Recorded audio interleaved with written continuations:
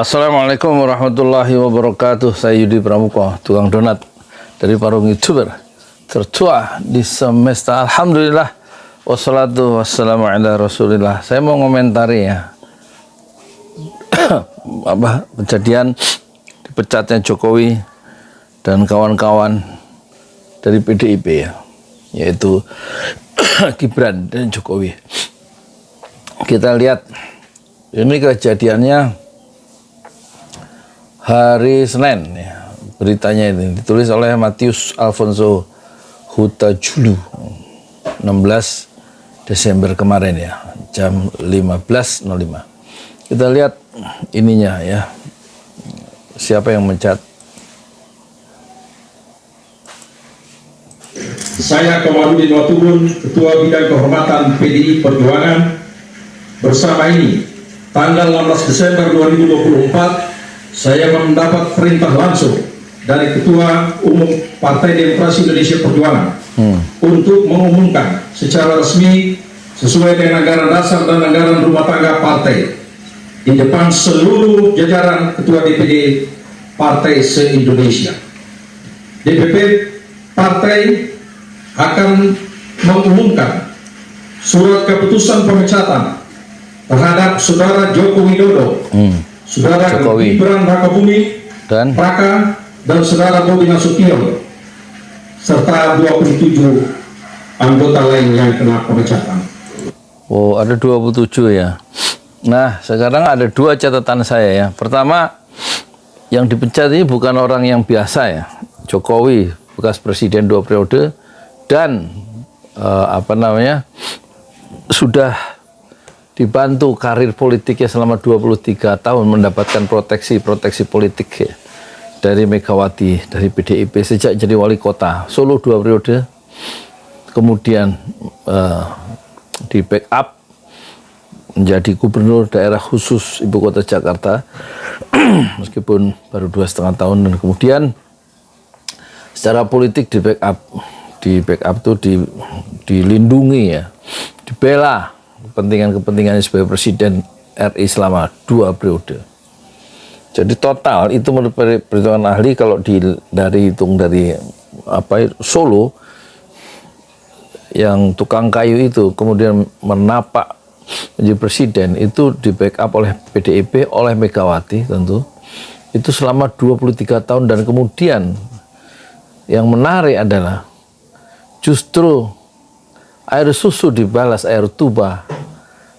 Kemudian Jokowi melakukan pengkhianatan dan dia mencampakkan PDIP yang sudah berjasa, dan dia kemudian dalam Pilpres itu mendukung Prabowo, lawan dari PDIP yang mengusulkan Ganjar Mahfud sebagai calon dan calon wakil presiden. Tapi Jokowi justru membela anaknya di situ yang jadi calon wakil presiden, Gibran Rakabuming Raka. Jadi nggak ada kesetiaan dalam politik itu. Tetapi ini catatan penting dalam sejarah, baru pertama kali ada orang yang begitu dibela dari awal, dari bawah sampai menjadi puncak partai tertinggi sebagai presiden, kemudian tiba-tiba berbalik dan mereka, terutama Jokowi, mendukung keluarganya sendiri demi melanggengkan kekuasaan melalui anaknya, yaitu calon wakil presiden Gibran Rakabuming Raka. Jadi ini satu catatan, biarkan sejarah menghukumnya, tapi secara organisatoris PDIP melakukan pemecatan kemarin secara langsung di hadapan bukan saja pengurus DPP dan DPD PDIP, tapi justru disiarkan ke seluruh dunia tentang adanya seorang kader yang tadinya menjadi presiden dan kemudian betul-betul melakukan pengkhianatan politik terhadap partai yang membesarkannya. Ini satu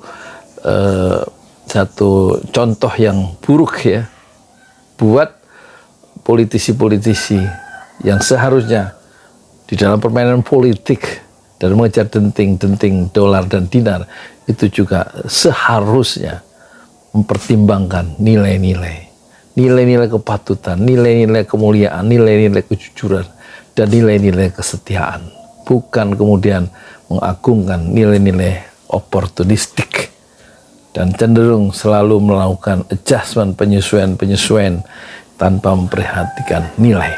Itu yang pertama. Yang kedua, yang dipecat adalah 3 orang, yaitu Bobi Nasution, Medan, wali kota Medan, kemudian Raka Buming Raka, wali kota Solo, ya, dan kemudian adalah Jokowi sebagai presiden waktu itu. Saat dia melakukan satu manuver yang menghentak seluruh keluarga PDIP dan juga menghentak, menorehkan catatan sejarah yang hitam ya dalam sejarah politik Indonesia modern, karena tiba-tiba mereka sebagai sebuah keluarga itu melakukan satu manuver untuk memperkuat dinasti politik dengan cara-cara yang belum pernah ada contohnya dalam sejarah.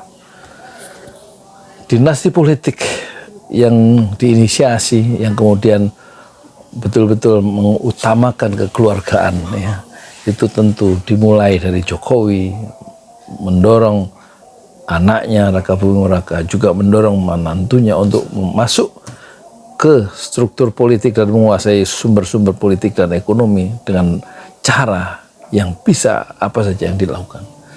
Dan pemecatan ini tentu sungguh menjadi satu langkah yang bagus, ya, yang tetap menunjukkan kepiawaian Megawati, yang dia tidak melakukan satu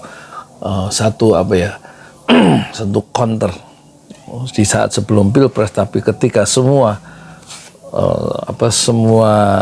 landscape politik itu sudah tampak, sudah berlangsung Pilpres dan sudah berlangsung Pilkada, baru diadakan pemecatan untuk menghindari tingkat risiko yang lebih besar.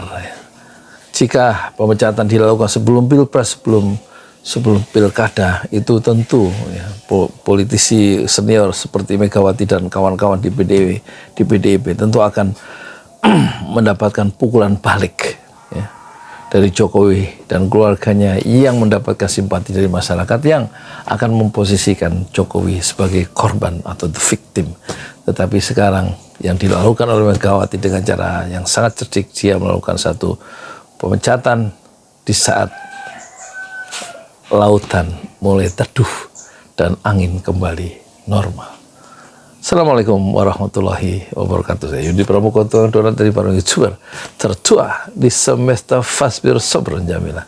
Bersabarlah dengan kesabaran yang indah. Dan kita bisa kaitkan, ya, dinasti politik yang mulai dibangun oleh Jokowi itu tentu akan mengarah pada terbangunnya dinasti politik yang pernah dilakukan oleh Hafiz Al-Assad 52 tahun sebelumnya, dan kemudian terus, ya, memperpanjang kekuasaannya dengan antek-antek dari luar negeri, dukungan dari internasional, sehingga kemarin dinasti politik itu berakhir pada tahun ke-53 ditumbangkannya Bashar Al-Assad.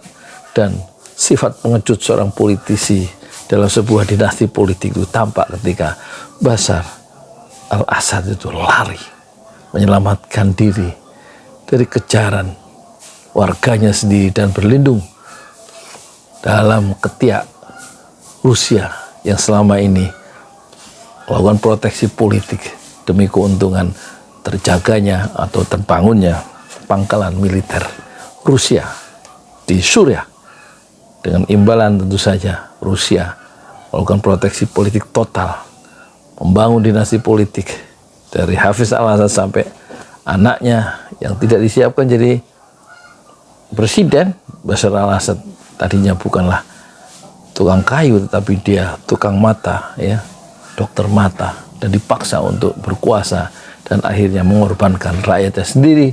Di ujung kekuasaan dinasti politik yang 53 tahun itu, rakyat Rusia, rakyat Suriah maksud saya, itu 70% miskin dan hampir 1 juta terbunuh karena perang saudara, gara-gara mereka melakukan satu perlawanan terhadap dinasti politik yang rakus dan serakah, yaitu dinasti politik Bashar Asad atau Al-Asad.